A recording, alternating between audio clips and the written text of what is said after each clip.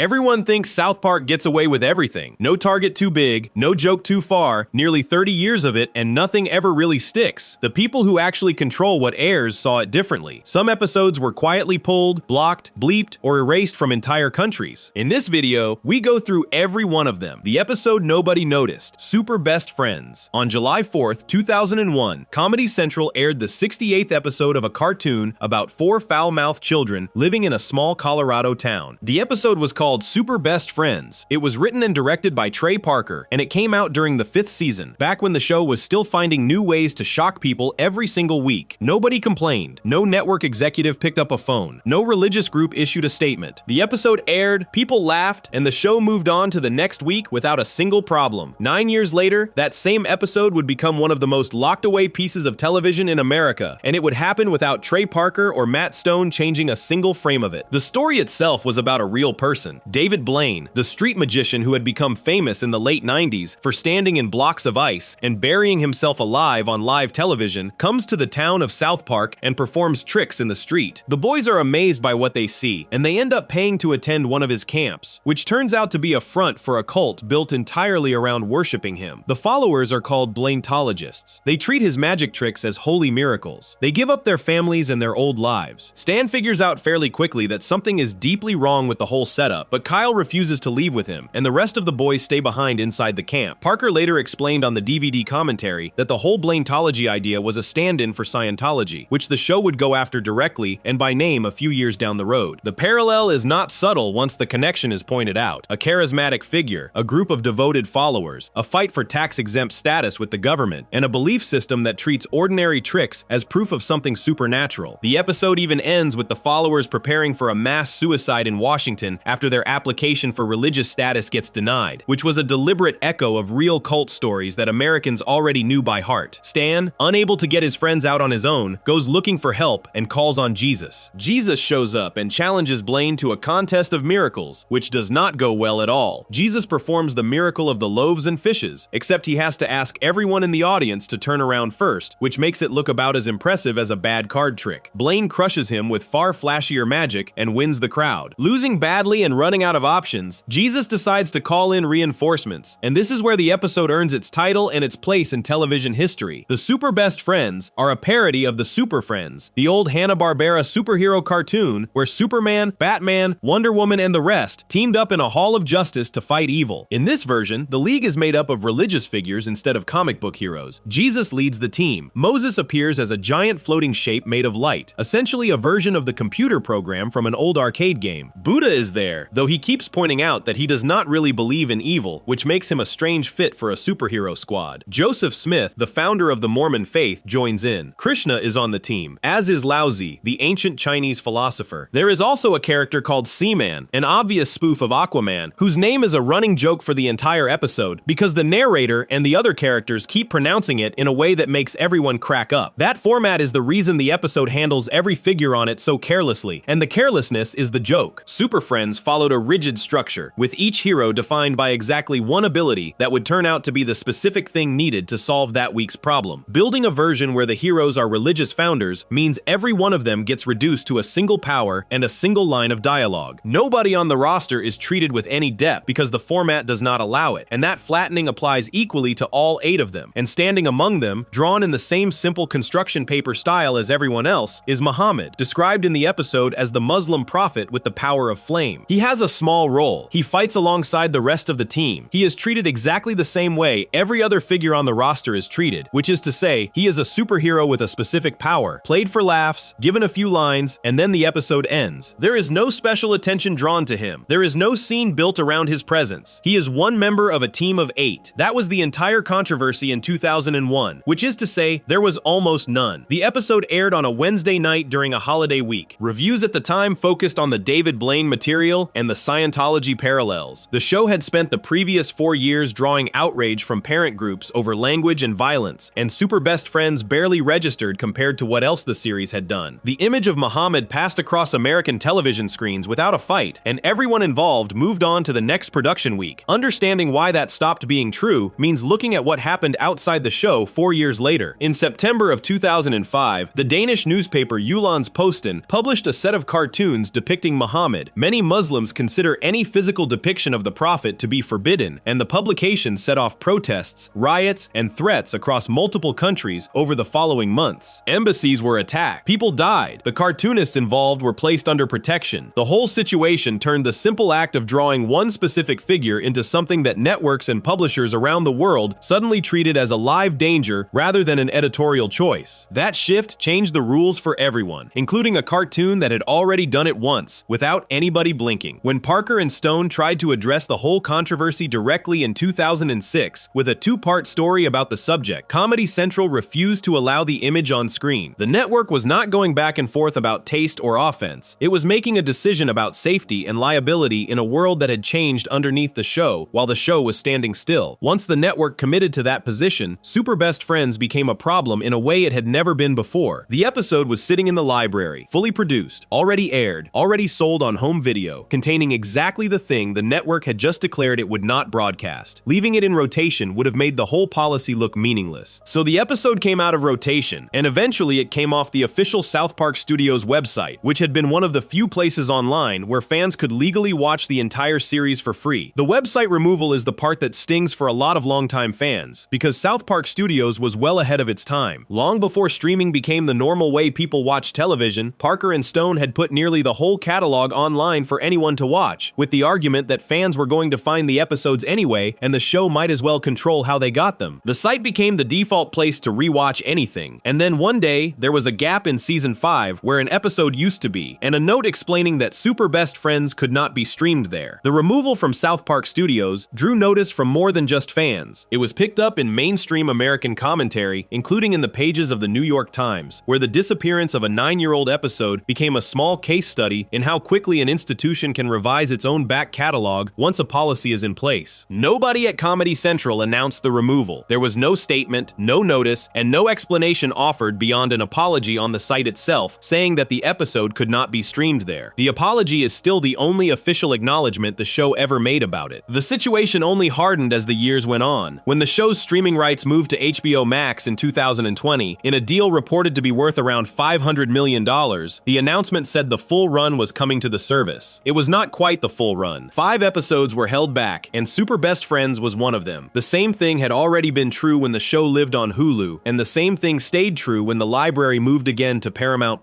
The exclusion was not a decision made by any one streaming company. It had been baked into the deal between the studio and the rights holders long before any of those platforms got involved, which is why the episode has stayed missing no matter which service happens to be hosting the show in a given year. What makes this specific case strange is the gap between the crime and the punishment. Super Best Friends does not attack Islam. It does not single Muhammad out for mockery the way it openly mocks David Blaine, Scientology, and even Jesus, who spends most of the episode looking weak and outmatched. If anything, Muhammad comes across better than most of the roster, since he actually contributes to the fight while Buddha stands around questioning whether evil exists. The episode was pulled for the fact of the depiction, not for anything the depiction was used to say. Parker and Stone found that logic maddening, and they said so repeatedly in the years afterward. Their argument was always about the double standard, rather than about any one religion. The show had put Jesus in a boxing ring, had shown Buddha snorting cocaine, had built an entire episode around Joseph Smith and the founding of the Mormon Church, with a chorus singing that the whole story was made up. All of that stayed on the air. The only figure the network drew a permanent line around was the one whose depiction had recently gotten people killed, which meant, in their reading, that the line was being drawn by whoever was willing to threaten the most violence. One further detail explains why this episode in particular could never quietly slip back into rotation. The Super Best Friends were not a one-time gag. The team came back in the show's 200th episode 9 years later, in the middle of the story that caused all the real trouble, which meant that by the time anybody sat down to decide what had to go, this episode was no longer an isolated case from the past. It was the origin point of a running thread the network was actively trying to shut down. There is one small piece of relief in all of this. Super Best Friends was never actually destroyed. It sits on the Season 5 DVD set, released in the United States in February of 2005, complete with the short audio commentaries Parker and Stone recorded for every episode of that year. It was also included when the 5th season was re-released on Blu-ray in December of 2017, which was the first time the episode had ever been available in high definition, since it had been quietly skipped when the rest of the season came to digital stores in high definition back in 2011. The episode exists. The only way to see it involves buying a physical disc. That is the shape of of the whole story, and it is worth holding on to because it becomes the pattern for almost everything that follows. An episode airs, the world around it changes, and the episode gets buried for something that was not controversial on the night it went out. Before we move on, if you're enjoying this analysis, please consider subscribing. It helps the channel tremendously. Super Best Friends got locked away years after the fact, for a reason nobody saw coming on the night it aired. The next one worked in reverse. That episode was blocked before most people in one country ever got the chance to see it at all, and the network that refused it had already been running the trailer. Section 2. The Sex Ed episode. Britain refused to show. Proper condom use. 4 weeks after Super Best Friends went out without a single complaint, the same season produced an episode that ran into trouble before it even reached the air. Proper condom use was the 7th episode of Season 5, the 72nd episode of the series overall, and it first aired on Comedy Central on the 1st of August, 2001. Trey Parker wrote it and directed it, and unlike almost everything else in this story, the fight over this one started inside the building, with the network's own standards department trying to talk the writers out of a scene before anyone outside the company had seen a frame of it. The premise is one of the show's oldest tricks, which is to take a real argument happening among American parents and push it until it collapses. At the time, school districts across the country were fighting over how young was too young for sex education and whether schools or families should be handling it at all. The episode drops that argument straight into a town where every single adult is unqualified to teach anything about the subject, and then lets it run. It opens with the boys learning a trick from some 5th graders and demonstrating it on Kenny's dog, an act the boys treat as an innocent game, and the adults, understandably, do not. Stan does it in front of his parents. He gets grounded. The parents of South Park hold an emergency meeting and conclude that their children are doing something appalling purely because nobody has taught them anything, and they demand that the school start sex education immediately. The school does exactly that, and the results are catastrophic in every direction. The boys get taught by Mr. Mackey, the school counselor, a man whose entire personality is nervous avoidance and who is, by his own quiet admission, not exactly experienced in the area. The girls get taught by Ms. Choksondik, who takes the opposite approach and terrifies her class so thoroughly with the possible consequences of contact with boys that the girls begin treating the boys as walking biohazards. Both lessons are technically about safety. Both produce children who are more frightened and worse informed than they were before anyone said a word. The fear spreads from the 4th grade down into the younger classes, and eventually Mr. Garrison ends up demonstrating condom use to a room full of kindergartners. The demonstration is the single most notorious 30 seconds in the episode, because Garrison chooses to show the technique using his mouth on a model. According to the DVD commentary, Comedy Central standards people specifically asked Parker and Stone to cut that section down dramatically. The finished episode does cut away from Garrison to the horrified faces of the children, but the moment is still clearly there, and the writers made a point of not sanding it down as far as the network wanted. From there, the story escalates into the shape South Park loves most. The boys and girls, both convinced that the other side is carrying something lethal, stop being classmates and become opposing armies. The town splits into camps. The final act plays out as a full-scale wasteland battle between children, shot and paced like an action film, over a misunderstanding that came entirely from adults doing a bad job of explaining a basic fact of life. Chef arrives at the end to deliver the actual argument, which is that this subject is emotional and personal and belongs with families rather than being handed off to whoever happens to be standing in a classroom, at which point the camera pans across Mr. Mackey, Ms. Choksondik, and Mr. Garrison in turn to make the point land. The scene between Mr. Mackey and Ms. Choksondik has become legendary among fans for how uncomfortable it is to sit through. It is animated in the show's usual flat paper cutout style, which somehow makes it worse rather than better, and it is the moment most people bring up first when the episode gets mentioned. Comedy Central aired the episode at 9 at night rather than the show's usual 8:30 slot, specifically because of what was in it, which is an unusual step for a network to take with a show that was already scheduled well into adult viewing hours. The American broadcast went ahead. The trouble came from overseas, and specifically from Britain. Sky One, the satellite channel that was one of the show's main homes in the United Kingdom at the time, refused to broadcast proper condom use at all. The channel cited the strength of the sexual and violent content. That refusal is the part that gets repeated most often, and it is accurate, but the detail that makes the whole episode such an odd case is what Sky did before making that decision. The channel had already run a television trailer for the episode, cut from scenes inside it, promoting a broadcast that never happened. Viewers in Britain were shown an advertisement for something the channel then decided they could not watch. It is worth being precise about what that ban actually covered, because the story often gets stretched in the retelling. Proper condom use was not illegal in Britain, and it was not blocked across the entire country. Sky One would not run it. Channel 4, the free-to-air terrestrial broadcaster, aired the episode with no edits at all. Paramount Comedy, MTV in the United Kingdom, and the channel Viva also showed it, and showed it uncut, so British viewers could see the episode provided they were watching the right channel. What happened was that one specific broadcaster, with one specific set of internal standards, drew a line that none of its competitors agreed with, and the episode simply moved somewhere else. That distinction matters because it introduces something this story keeps coming back to. There is almost no such thing as a country banning a television episode outright. What actually happens, over and over, is that individual channels, individual executives, and individual legal departments make a call, and then that call gets described afterward as a national ban because it is easier to say. The pattern holds for Britain here, and it holds for Australia later, and it holds for Mexico later still. The episode ran into a different kind of problem on the other side of the world. In Taiwan, South Park was broadcast in a local dub, and the version that went out there was cut. The scene between Mr. Mackey and Ms. Choksondik was removed. The opening business with the boys and the dog was removed. Other pieces of the series were treated the same way in that dub, including moments as small as characters making rude hand gestures. What Taiwanese viewers received was recognizably the same episode, running to roughly the same length, telling roughly the same story, with the specific moments that had caused arguments everywhere else quietly taken out before anyone had a chance to argue about them. That approach is worth noticing because it is the least dramatic form of censorship in this entire story, and probably the most common. Nobody announces a cut. There is no press release, no protest, no group demanding an apology. The episode simply arrives already shortened, and the audience receiving it has no way of knowing what used to be there. A ban gets headlines. A quiet edit gets nothing. A useful comparison sits 6 episodes earlier in the same season, and it explains why language was never really the thing that got South Park into trouble. It Hits the Fan opened season 5 on the 20th of June, 2001. The plot concerns a network drama announcing that it will broadcast an uncensored swear word for the first time, after which the entire country starts saying it constantly, and the overuse of the word begins summoning knights and eventually a dragon out of medieval legend. The word is spoken 162 times across the episode and appears once more in written form. That should have been the biggest standards fight of the year, and it was not a fight at all. According to the DVD commentary, Parker and Stone had originally planned to use the word only a handful of times, and Comedy Central refused to allow it. Then the two of them came back with the idea of saying it roughly 200 times instead, at which point the network was entirely comfortable with the whole thing. The logic behind that reversal is not as strange as it first sounds. A word used a few times is a word being used. A word used 162 times is obviously a joke about the word, and a joke about the word is a great deal easier for a standards department to defend. The episode later placed at number 8 in a Comedy Central marathon of the 10 South Park episodes that changed the world, and in 2005 it turned up at number 93 on a list of the 100 most unexpected moments in television history. So the season that produced an episode with 162 uses of an unbroadcastable word sailed through without incident, and the episode that got refused by a satellite channel was the one about a bad school lesson. That is the shape of the whole pattern. The show has never lost an episode over language. It has lost episodes over depictions, over lawyers, over flags, and over foreign governments, and it has never once lost one for being crude. Back in America, proper condom use had its own quieter problem. The episode was never included in the syndication package that sold South Park to broadcast stations, which meant that for years, viewers who caught the show in reruns on regular television in the United States never saw it. The content was simply too explicit to clear for that market, and rather than cut it down to fit, the distributors left it out of the package entirely. Canada took a different view, and the episode ran in the normal rerun rotation there on the Comedy Network. So even without a formal ban anywhere, this episode ended up existing in several different versions depending on where a person happened to be sitting. In the United States, it aired late at night on cable and then vanished from syndication. In Britain, it was refused by one major channel and aired uncut by several others. In Taiwan, it played in a shortened form. In Canada, it ran normally. One episode, one production, and 4 completely different experiences of it. The response from Parker and Stone was the same as it always is, which is to treat every objection as material for a later episode. They had already built the entire plot around the argument that adults who are uncomfortable with a subject do a worse job handling it than adults who talk about it plainly, and the reaction to the episode did a fairly good job of proving the point for them. The people most upset by proper condom use were upset about the depiction of a bad sex education class in an episode whose stated position was that badly handled sex education harms children. The episode has aged into one of the most quoted entries in the early run. It is regularly ranked among the strongest episodes of season 5, and Mr. Garrison's demonstration has become one of the most referenced scenes in the whole series, which is a strange fate for a sequence the network specifically asked to have have shortened. It sits on the complete 5th season DVD set released in February of 2005, alongside the other 13 episodes from that year, and it streams today without any special handling at all. That is the ending Super Best Friends never got. Proper condom use took its hits in real time, from a satellite channel that had already advertised it and a foreign dub that trimmed it, and then the objections faded and the episode carried on. The show learned something from the experience too, which was that individual broadcasters overseas would make their own decisions no matter what Comedy Central approved, and that there was very little anyone in Colorado could do about it. What the show had not yet run into was an objection with real money attached. Sky One losing an episode cost nobody anything. A foreign dub trimming a scene cost nobody anything. The complaints came from broadcasters and standards departments, not from someone with the power to make a decision hurt. That changed 4 seasons later, when the show pointed itself at a religion with lawyers, and at one of the most famous men on the planet, who happened to have a business relationship with the company that owned Comedy Central. Before we move on, if you're enjoying this analysis, please consider subscribing. It helps the channel tremendously. A satellite channel refusing an episode is a small problem with a small price tag. The next episode created a much larger one, because the target had a movie coming out, and that movie belonged to the same company that owned the network airing the joke. Section 3. The Scientology episode that vanished from the schedule. Trapped in the Closet. Trapped in the Closet aired on the 16th of November, 2005 as the 12th episode of Season 9. It ran once, on a Wednesday night, and then 4 months later, Comedy Central quietly swapped it out of a scheduled repeat and put something else in its place. What happened in between those two dates involved a movie studio, a global religion, the death of one of the show's most beloved characters, and a rumor that Parker and Stone have never stopped repeating, even though the man at the center of it has never confirmed a word of it. The episode itself does something the show had circled for years without committing to. Back in Super Best Friends, Scientology had been disguised as Blaintology, with David Blaine standing in for anyone the writers did not want to name directly. Trapped in the Closet drops the disguise completely. It names the Church of Scientology. It names Tom Cruise. It names John Travolta. And it lays out, in plain language and with a running caption at the bottom of the screen, insisting that this is what the followers actually believe. The origin story involving Xenu and the Thetans that sits at the center of the faith's upper-level teachings. The story starts small. Stan takes a free personality test outside a Scientology center and scores results suggesting he is deeply depressed. The organization takes an interest in him, then discovers that his readings match those of their founder, and concludes that Stan is the reincarnation of